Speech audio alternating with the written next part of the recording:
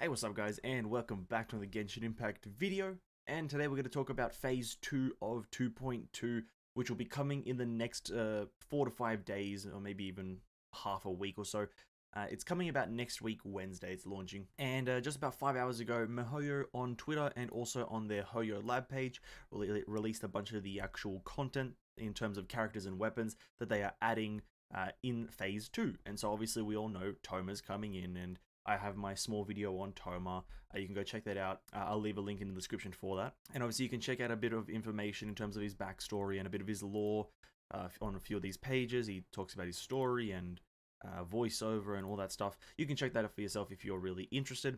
But I'm more interested in talking about the weapons that are coming out right now in Phase 2. So that is going to be the Wavebreaker's Fin, which is the polearm in line with the the Akamaru Claymore, which is currently in the Tartaglia weapon banner. And along the Wavebreaker's Fin, we have Moon's Moonbow, which is also a series. It's a part of this whole kind of, I don't know what to really call this series, but it's a part of this bluish series. Now, the reason I wanted to talk about this is because these are kind of like 50-50 weapons on if they're going to be good or not, in my opinion. Their ability sounds phenomenal. So in summary, it's you get a damage boost to the character equipping this weapon to your elemental burst based on the total energy cost for the bursts throughout the whole team.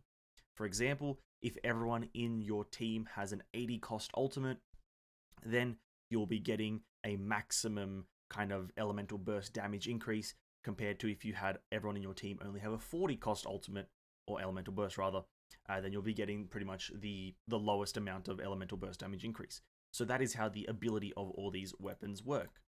Now, the weirdest thing about these weapons is that I don't have the Akamaru open right now, but if we just take a look at the Wavebreaker's Fin and the polearm, and Moon's Moon, 620 attack base, 13.8% attack as a substat.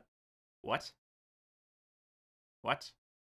That's very weird. I think this is the first 4-star, that we have at 600. And also, I think this is the highest, I could be wrong about this, it could be the second highest base damage weapon in the game.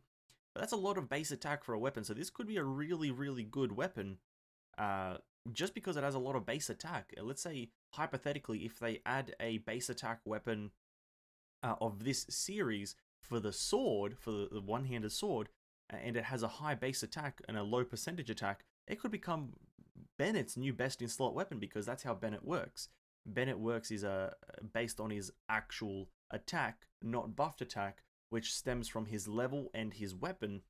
A 4-star weapon could take and be the top weapon for him, theoretically. And so that I just found that very interesting. I saw these and I was like, oh, that's a lot of base attack for the polearm, but the weapon, the bow, doesn't actually have the same amount of base attack. It has substantially less, pretty much 60 less. And obviously that's a ratio. They give a ratio of base attack to attack percent. They don't want to boost one much higher than the other. And obviously this could not be that strong base attack. I don't know if base attack is better than attack percent in this sense, but for the most part, I think having more base attack on the actual weapon is a lot better than having an attack percent, because all the percentages, when Genshin applies the percentages, it applies it to the base attack of the weapon plus the base attack of the character. So this right here could be an extremely strong weapon for a 4-star. And obviously the talent level up material, the level up material for these is all the new stuff, except for this one. This one just takes some of the maiden, the Shrine Maiden enemy, I can't remember, Mirror Maiden, sorry. And this is the new Wolf enemy, so you can get those on Surumi Island. As well, you can also check out Thoma's stuff on the Hoyo Lab page. You can just go to the Genshin Impact official account, click on them, and you'll be able to see a lot more stuff to do with Thoma, specifically the gameplay stuff here. You can see a lot of his gameplay stuff. It talks about his talents and his abilities. Got Blazing Blessing, Crimson Oyori, a lot of the story, a lot of the splash art. You can check these out on the Hoyo Lab if you want. Other than that, other stuff coming in Phase 2 are obviously just a handful of events. They haven't released those yet on the Twitter, and I can't for the life of me remember what they are. And actually, I just looked up on the events page here. The events that are coming in the rest of 2.2 are actually quite interesting. I totally forgot about these. But we have, I think, the minor event, which is going to be the Dreams of Bloom, which is pretty much going to be the Tune to the World sound equivalent of this Phase 2 of 2.2. And then we have the bigger event, which is the Shadow of the Ancients, which, if we all remember, is going to be a bit more of a story one, where we follow the kind of reviving of a ruined grader, and then we have to go and do a bunch of fights against him.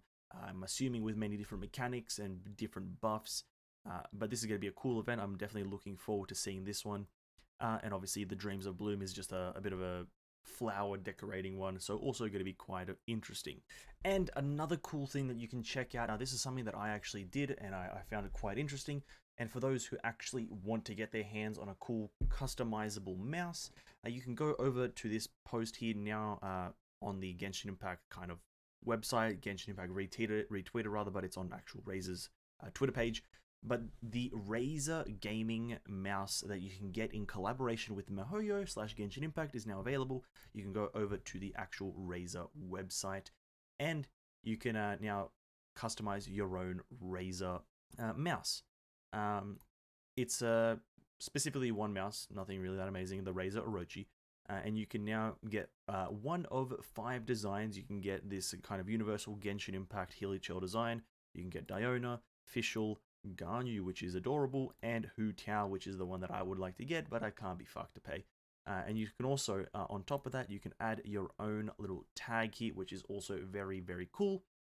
So if you want a cool customized mouse, you can do this. Yeah, it's pretty cool. So go check that out if you want it. Anyway, guys, that's been this small video updating you guys on what's coming in phase 2 of 2.2. Hope you guys enjoyed. Hit that like button, subscribe to the channel, and ring that notification bell to stay notified of when I upload next. Share this video with a friend if you think they need to be informed of what's happening, and I'll see you in the next one. Peace out.